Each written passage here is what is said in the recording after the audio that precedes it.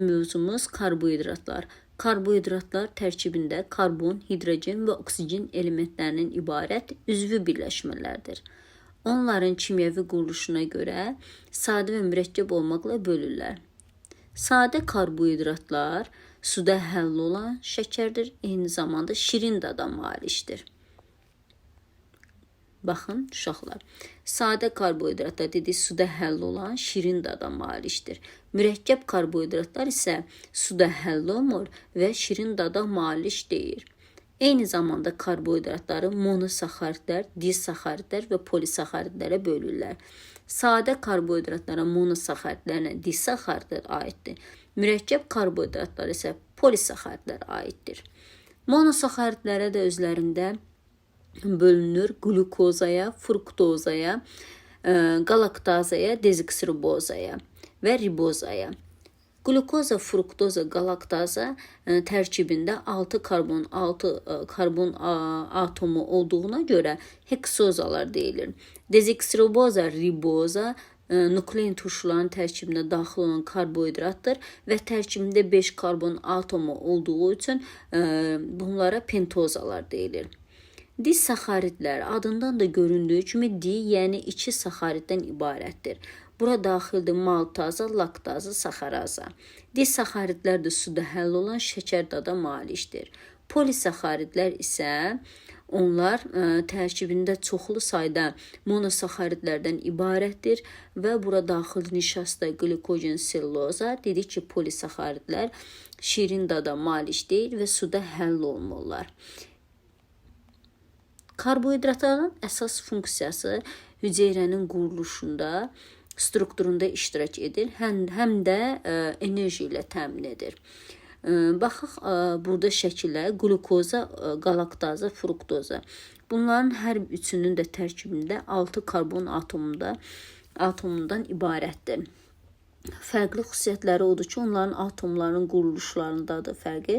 Bu da onların üçünün arasında kimyəvi və bioloji xüsusiyyətlərini ayrı-ayrı olmuş olduğunu göstərmiş olur. Glukoza fotosintez məhsuludur və tənəffüs prosesində enerji əldə etmək üçün orqanizmdə əsas enerji mənbəyidir. Bitkilərdə də, heyvanlarda da hüceyrələrində mövcuddur. Fruktoz isə ən çox bitkilərdə olur, ən çox da meyvələrin tərkibində olur. Galaktaza təbiətdə tək rast gəlinmir. Adətən süd şəkəri olan laktazanın tərkibinə daxildir. Galaktaza, glukoza dedik ki, fruktozanın hər üçünün də tərkibində 6 karbondan ibarətdir. Yəni hər üçünün də formula eynidir. Karbon 6, hidrogen 12, oksigen 6. Lakin şəkildə gördüyümüz kimi atomlarda daxilində fərqli yerləşir. Bu da onların fərqli müxtəlif kimyəvi və bioloji xassələr verir. Sonra keçirik disaxaridlərə. Disaxaridlər özləri də adından görülür kimi 2 monosaxaridin birləşməsindən əmələ gəlir.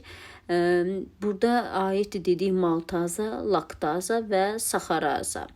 Bunların formulasına baxsaq, məsəl üçün maltazanın yaranması 2 glukoza molekulunun kondensləşməsi nəticəsində 1 mol suyun ayrılmasında maltaza yaranır. Bunların formulu isə karbon 12, hidrogen 22, oksigen 11-dir. Maltazanın özünün hidrolizi nəticəsində isə 2 glukoza alınmış olar. Maltaza səməni şəkərin tərkibində, laktaza süd şəkərinin tərkibində, saxaraza isə çuğundurun tərkibində mövcuddur. Bunlar da dedik şirin dada malikdir və suda asanlıqla həll olurlar. Mürəkkəb karbohidratlar polisaxaridlərdir. Bunlar bir-biri ilə birləşmiş çoxlu monosaxaridlərdən ibarət iri molekullardır. Uzun bir molekul əmələ gətirmək üçün çoxlu oxşar molekulların kondensləşməsi ilə yaranır. Bura aiddir nişasta, glikogen, selluloza. Burada çoxlu sayda glukoza molekullarına ibarət mürəkkəb karbohidratdır. Nişasta ehtiyat halda bitkilərdə toplanır. Selluloza da bitkilərin tərkibində mövcuddur. Yalnız glikogen heyvan hüceyrəsinə məxsusdur. Dedik ki, bunların hər birinin, hər üçünün, yəni monosaxarid, disaxarid, polisaxarid ardıcılıq olaraq onlarda karbon saylarının artması ilə düzülübdür. Karbon atomlarının sayı, monosaxaridlərin sayı artmaqla, halqalarının sayı artmaqla onların tərkibində dəyişikliklər baş verir. Baxın, bunlarda şirin dadı və suda həll olma qabiliyyəti halqaların sayının artması ilə tərs mütənasibdir. Yəni, halqalar sayı çoxaldıqca bunların şirin dadı itir və suda həll olma qabiliyyəti də azalmış olur.